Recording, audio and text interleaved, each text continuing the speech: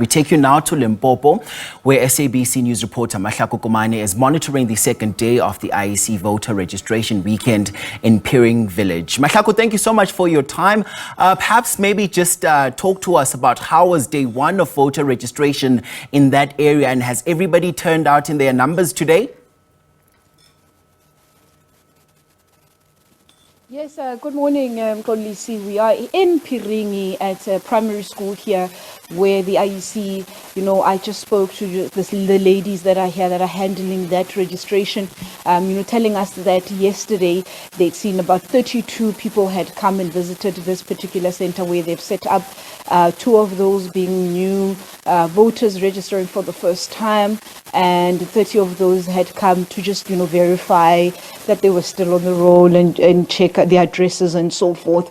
Today, up until this time, they're sitting at about 19 people that have visited the center. 10 of those new voters, not new voters, but rather new candidates, they are here to register. They registered for the first time.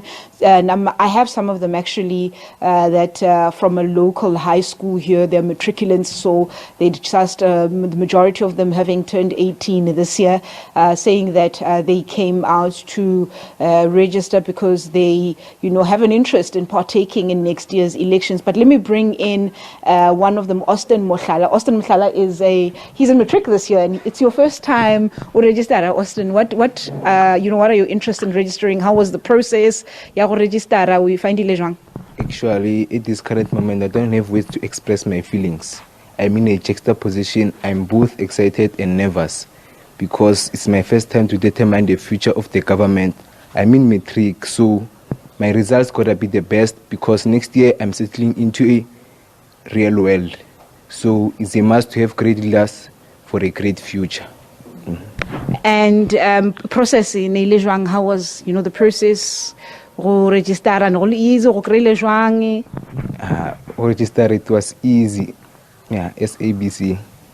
All right, thank you so much, Austin. That was Austin Mohlala there, one of of the 19 people that have visited this center today to register for next year's elections, saying that it was quite a simple process. He didn't find much difficulty. Also saying that he's interested in coming to register so that he can partake in next year's election, saying he wants to determine the future of the government. He wants to also have a hand in who, I suppose, sits at the helm of government. Leaders should, it's important to him who the leaders of the country are, considering that he's in matric. Also saying that, that will place him into the real world. So he wants to have a say in that and shaping, I suppose, the future of the country as a young person. He's not the only one. There are some that we also had spoken to earlier on, some not really sure if they were going to be taking part. And there was one